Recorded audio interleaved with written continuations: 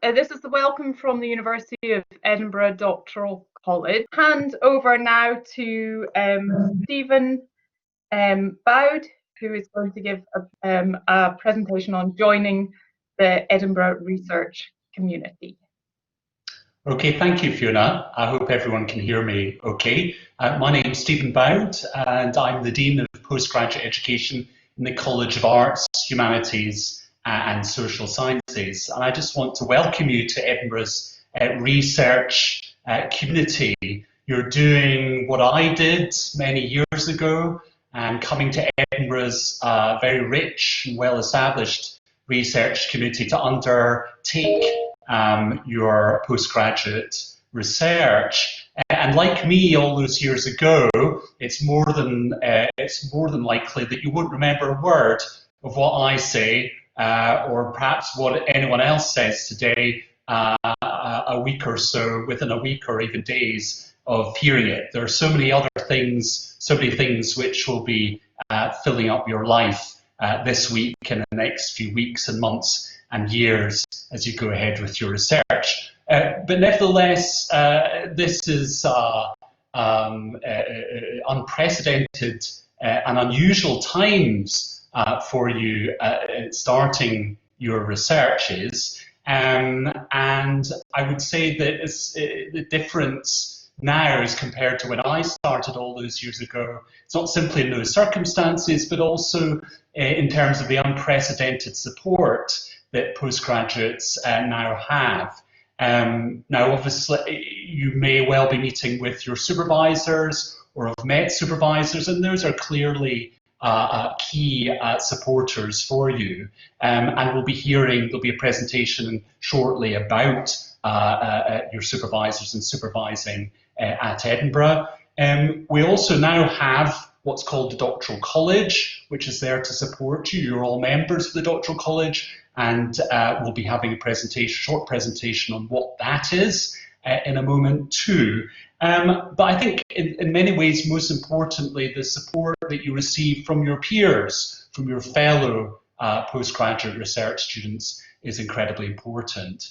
So you're going to receive a lot of advice, a lot of support, and I'm not going to anticipate what my colleagues are going to tell you about those different aspects of the research community. But what I would say, and you should have received some central messages, messages from the university, from the vice principal students, for example, this week, outlining all of the websites and links and all of the work, the hard work that's been going on over the summer to make sure that the term can get underway and can proceed as smoothly as possible. But all I would want to say now is I think that in these circumstances, what's going to be most important is that we give ourselves a bit of room, that we cut each other a bit of slack. There's going to be times when things don't work as precisely and as smoothly as we planned for, as we hoped. But I hope you'll understand, and we'll all understand, that all of us are working under very quite testing circumstances at times. So do think once, think twice, think thrice about that as you proceed with your studies. But anyway, once again, welcome to the Edinburgh Research Community. I'm sure you'll have a wonderful time, as I did when I was a postgraduate researcher here. And now I think I'll hand over to Professor Makocha, who's going to talk to you about the Doctoral College. Thank you, Stephen. I hope you can all hear me. So my name is Anthony Makocha, as Stephen said, and I'm going to be telling you about the Doctoral College along with my colleague Fiona Philippi from the Institute for Academic Development. So I just want to set the scene first. So Edinburgh University has around 5,000 research students, such as yourselves, including Masters by Research students. We have a similar number of supervisors, probably slightly more. All of you will have a principal supervisor, but you'll also have second supervisors as well. And so there's roughly the same number. And we have around 200 staff across the schools, deaneries, colleges and support services who are dedicated to looking after you as research students. So, so it's a very complex business running provision for postgraduate research students. And the consequence of that is we felt it necessary to set up a central doctoral college. And in fact, this is new. We've only really started it this year. It got permission to come into existence back in January. Here's a schematic of how it fits into our world. Now, of course, you won't exactly know what our world will look like, although you're going to hear a bit more about it from some of the others, and particularly Kirsty, as we go along. But let me set the scene for you a little bit. So you will have been recruited into a school or a deanery, perhaps an institute. You may think of yourself as being in an institute, and those schools and deaneries have their own graduate schools. There are roughly 20 across the institution, and they're there to provide local support for you. And you're going to hear a great deal more, as I said, from Kirsty about how that works. They'll deal with day-to-day issues, they'll help coordinate your supervision and that sort of thing, and they may arrange some financial matters. And actually, they're probably the people you'll talk to most if you need to day-to-day, other than your closest research neighbours, your supervisor and perhaps researchers in a lab or in a study area or wherever you're located. That complexity of having 20 graduate schools needs coordination, and that's where the doctoral college really comes in. So the doctoral college allows us to share good practice between our graduate schools, to help to listen to staff and to students, new and continuing students, to shape how it provides its provision for our PhD students and our MSc Bioresearch students. It provides a holistic access to the services. It links these services together. We have almost 20 services that you may be needing to access in your time here, some of them more than others, and you'll hear a bit more about those from Fiona in a minute. And what we're there to do is to help kind of mesh them together, to provide the glue between these services and the schools and the colleges and the deaneries, to help provide clear and consistent messaging. We're also there to help lever funding and some ideas. So, for example, at the moment we're reviewing our scholarship provision. Some of you will be lucky enough to have scholarships provided by the university, and we're always looking to expand our scholarship provision, and that's one of the things we can do centrally. One of the key things we're there to do is, a big, large university such as ours, and we have probably we're probably 4th or 5th in the UK in terms of the scale of our research student provision, needs large governance structures, and they're often rather distant from staff and students. And what our doctoral college does is it allows us to interface with our senior leadership team, the principal and his vice principals, and so on. So we're there to formulate policy and to articulate that policy with the schools and the services and so on. So we're often a little bit unseen by the students, I have to say, but we're there really to help make the thing run much more smoothly, and also to provide some equity and some fairness. I just want to finish now before I hand over to Fiona by pointing out that one of the things we will be doing, of course, is surveying students, so we can find out from you how things are going. And we've just done one of those in July, and we're using that because we're still developing the graduate, the doctoral college, to shape our long-term planning for the future. So at that point, I'll hand over to Fiona.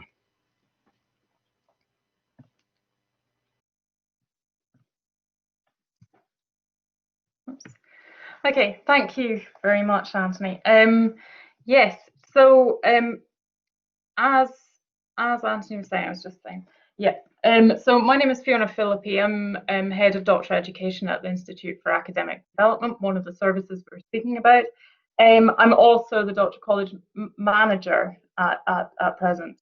And so what I wanted to do today is to highlight what we are trying to do via the Doctoral College in coordinating the vast amount of information, events, training, support that is available to all postgraduate researchers across the university through our many services, and to try and help you as a postgraduate researcher access that information more easily and efficiently. So yeah, I mean, I think one of the things we're doing at the moment is that we have a SharePoint site which you all have access to through using your university login details, and on this we have direct links to the services and also to the graduate schools and deaneries. And what we're doing at the moment is having monthly updates which highlight the training opportunities, events, and things that that are particularly relevant to researchers. And so that those are updated throughout the month. And we also have a Twitter feed, which again highlights these kind of opportunities and events and newsletters and things like that, and tries to coordinate this as much as we can. And yeah, as Anthony mentioned, we do have all of these different services. Hopefully you'll hear about them in your different inductions, and you can see them in brochures and handbooks and things like this. But sometimes it can be quite a task to find out what's actually available. Some of the services that are particularly relevant to you are for example, the career service, which has a particular focus on postgraduate researchers. Within that team, there are a lot of services through the library and digital skills, data management. Edinburgh has a vast amount of support for all of these kinds of support around research, data and skills. We also have Edinburgh Innovations, which is a service which helps with building your entrepreneurship and your skills in things like this. And we do also have a series of different well-being services, we call them, which include things like counselling, disability, but they also include things like the chaplaincy, which is a great service for everybody, has lots of different things going on. And there's also the advice place through the Students' Association, again open to postgraduate researchers. You can go there and ask all sorts of questions about things like accommodation and all sorts of things. So there's lots, and as I say, those are just some of the services. There's lots out there, and I would recommend that you do look at the SharePoint site, and if you are on Twitter, please do follow the Doctoral College, because we will try and do this. We will try and highlight as much as we can that will be useful for you. The other thing we want to do is engage with postgraduate researchers. So please do let us know if there's something particularly that you want highlighted. At the moment, we've got a particular focus on trying to gather together information on postgraduate research societies and groups, peer-led groups and things like that, so that people can see what's out there and they can join those. So again, let us know if you are involved in something you particularly think it should be highlighted. Okay, I am going to stop there, and I'm going to hand over to Professor Paddy Haydock. Thanks, Fiona. Hello, everybody. Please let me know if you can't hear me. I have been having some connection problems today, but it's a great pleasure to be able to welcome you today to the University of Edinburgh's postgraduate students. So my name is Paddy Haydock. I'm based in the Queen's Medical Research Institute at BioQuarter, but I'm also the Director for Postgraduate Student Experience in the College of Medicine and Veterinary Medicine. And my role today is to just introduce to you the purpose of the supervisory team you're working with during your time here. The relationship between a student and their supervisor is one of the key factors of a successful completion of a PhD, and it can produce lifelong collaborations and friendships. So it's a really important relationship. At Edinburgh, each student works under at least 2 supervisors, and the role of the supervisors is to oversee and direct and support the student throughout their research.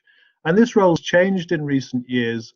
20, 30 years ago, it used to be that a PhD was really an apprenticeship in which the student would learn by being involved with research and really learn by osmosis. That's changed now because the PhD has changed.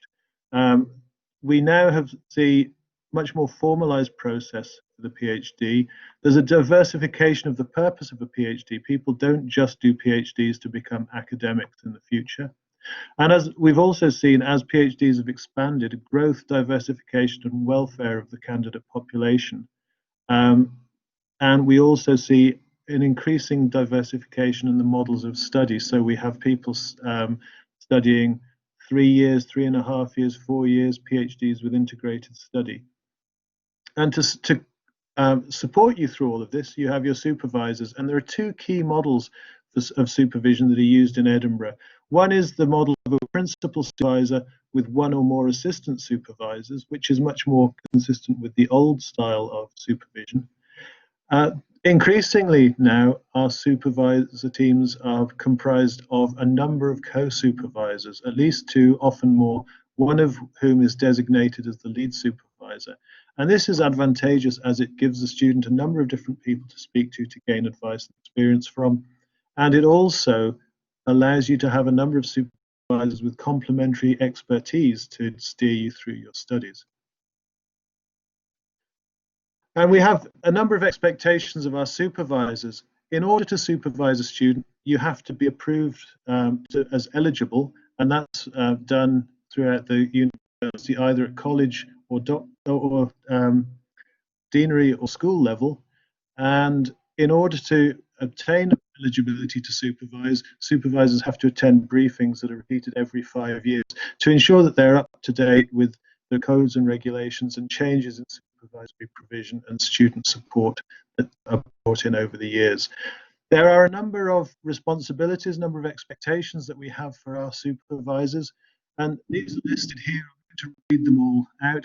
Essentially, what this tells you is that the supervisor is there to give you expertise in the topic that you're doing, help you choose a topic, and organize and plan your research, ensure that you're being trained in the way that you need to be trained during your project, and crucially, to provide feedback on written work in a timely way, which is useful and constructive and helps you develop. Supervisors are also expected to provide pastoral support, and to do this, it's necessary to meet regularly with the student. So you should have regular meetings with your supervisor, and the way that you meet with your supervisor is often determined at the start of your PhD. And the supervisor should be ensuring that you do what's required of you to get your PhD, so conforming to the university's requirements and considering time constraints. And as part of that, you'd expect your supervisor to give you careers advice and direct you to the career service and the career service professionals, where they have a number of useful resources to help. And of course, in addition to our expectations of supervisors, we have expectations of you as students. The basic approach for a PhD is that it's your work, and therefore you're responsible for your project and your own development. Therefore, we expect you to understand and conform to the standards expected for your degree and the subjects you're taking. We expect you to undertake training that your supervisor recommends, and also find training that you think is appropriate to you, so that you can take advantage of the facilities and the supervision that the university offers. Work hard, work professionally and independently under the leadership of your supervisory team, and try and engage with the student body where you can, so that you can complete in a timely fashion, produce a thesis that makes a significant contribution to knowledge that's your own work, and you can then go on to be active and successful individuals in whatever it is you choose to do once you've finished your PhD. And I'm going to leave you on that note, but with a task. What I would recommend is that you go and find the Code of Practice for Supervisors and Research Students, which is shown here and can be accessed on the link that is shown. and have a look at that. It contains a huge amount of extremely useful information which will help you settle in and understand what the expectations and challenges and possibilities are for you as a PhD student. I'll finish there and just say, have a great time. I'm sure you will thoroughly enjoy your research and your time at Edinburgh. I certainly hope so. I look forward to meeting many of them. I'll pass on now to Kirsty.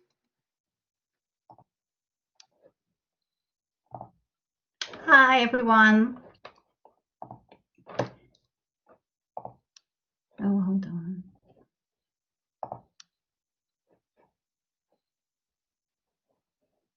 Can you see me?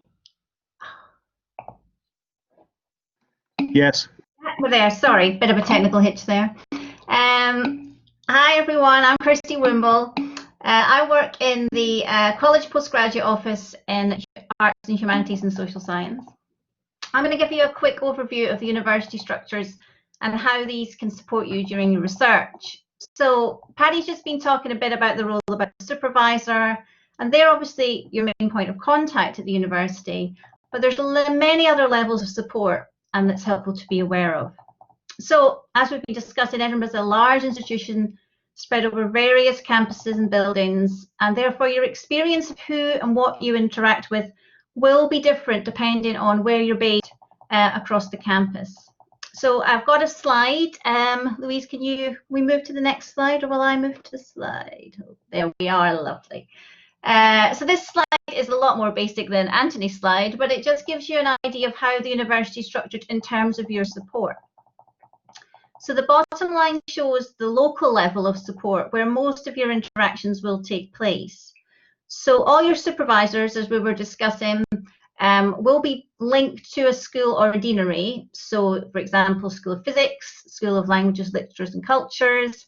And within larger schools, there'll be subject areas. So, for example, social political sciences would be like social anthropology, geology. And within the school, there will be a graduate school or a student support office, which will have a PGR contact or a PGR officer. And they will be your main contact alongside your supervisor.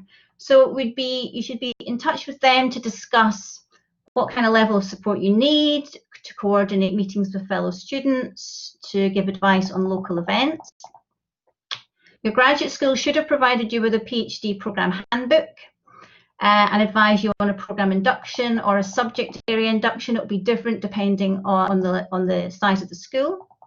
However, your main affiliation may be to a research group or a research centre, which is we're showing on the bottom of the graph.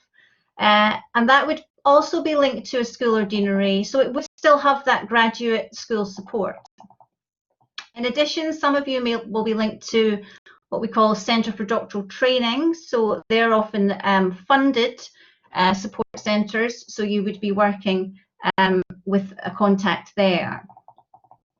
Also, because some of you will be across quite a few sites, some of the larger schools have numerous sites. So your local support may be a building manager or a health and safety manager, and you would contact them about site-specific issues. We also have 3 colleges. You've just met the 3 college deans. So we have Arts, Humanities and Social Science. We have Engineering, Science and Engineering, Medicine and Vet Medicine. And we have PGR offices within these college offices. They have slightly different functions and roles, but they all oversee the final PGR exam process. They all process concessions, summer and scholarships, all support their PG deans and PG committees. And these committees feed up to the Doctoral College and to the Central University. So you've already heard a bit of chat about the Doctoral College and what we're trying to do with this. As we said, it's a new structure. And then we're feeding from the Doctoral College up to the Central University, whereas Fiona mentioned there's many central services that you as PGR students would link, say, to the finance office, the library, careers service. And realise that with such a large and complex structure as this university, it can be a bit baffling at the beginning. It can be a bit baffling all the way through, but we would urge you to identify your graduate school, where your local support is, and try and make contact with that local support as soon as possible. So all I can say is I wish you well on your PhD journey. I really hope you enjoy your time at Edinburgh, And I'm going to hand over to Brittany now to talk about student representation.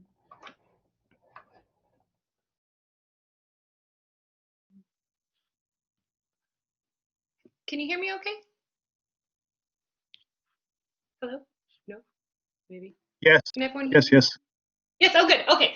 I had some technical issues as well. Well, hello everyone, welcome. So I am a PhD student myself. I'm in my 3rd year, so I am in the College of Arts, Humanities, and Social Sciences in Philosophy, Psychology, and Language Sciences. So that's my school is PPLS. So I am also the Doctoral College Student Representative.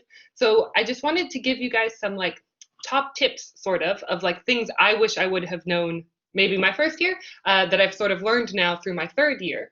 And I think one of the things that's been really impactful for me was really having a good connection with my supervisors. So it's been mentioned here already, but really your relationship with your supervisors are that's who you're working with day to day. So it's so important in the beginning to set expectations, like even little things like how often you'd like to have meetings or what those meetings might be looking like is really important and can sort of just avoid any unnecessary, issues later down the line. During my 1st year, something that one of my supervisors shared with me is a metaphor that I find so helpful and sort of can just encapsulate all of my advice for you guys, would be that a PhD is a big undertaking, right? And the whole point of it is in various different ways for you to become an independent researcher. So you can think of that as sort of like getting a driver's license. So the point of the PhD is at the end, you have your driver's license, the thing to say, I'm ready to be a researcher. That doesn't mean that you have to enter into a Formula 1 race while getting your driver's license, which is to say you can make the PhD as grand or as minimal as you like, and it doesn't have to be like the most amazing thing ever, but it can be if you want to put in that sort of effort. So be flexible would be my main recommendation. Like it's very unlikely that by the end of your journey, so like when you're, say me, 3 years down the line, that you'll be doing exactly what you expected to do in the beginning, which can be really good though. Like I've adjusted my topic a bit because I've come up with new ideas, I've discovered new methodologies, new perspectives that I'd like to integrate, I wanted to integrate into my work, and so I adjusted that a bit. But if you're really hard set on doing exactly what you like signed on to do with your proposal, it can be a bit difficult. So just be a bit flexible. And it's okay as well if at some point in time you decide to maybe change your driving instructor, to use that metaphor again. Like you can adjust your research support team, your supervisorial team, if needed, and you can add new people. So that's just something to be aware of. I wasn't really explicitly told, and I think it would be nice for me, to share that with you guys. And then otherwise, I would say the main thing is get involved. There's so many different levels in which you can get involved with the university. You've got student support and student representation. So my main thing for you to do would be go find out who your student reps are, because these will be people who are fellow students who are wanting to ensure that you have a really good experience and that you're successful. So find out who they are. If there's not one, maybe consider joining yourself and getting involved. But in terms of getting involved, there are many ways to do that. So there are reading groups throughout the university, there are talks always on, and you can join any sort of talk. It doesn't have to be in your department. So this is something I wasn't really aware of, but like you can join, I'm in PPLS, but maybe I was interested in like an engineering talk or something. Especially with everything online, you can just get the link and join in, and you can sort of broaden your perspectives and get different ideas on things. It doesn't just have to be within your department. And another recommendation I would have is to join Twitter. So I was sort of slow on this, but Twitter is very much like the social media of academia.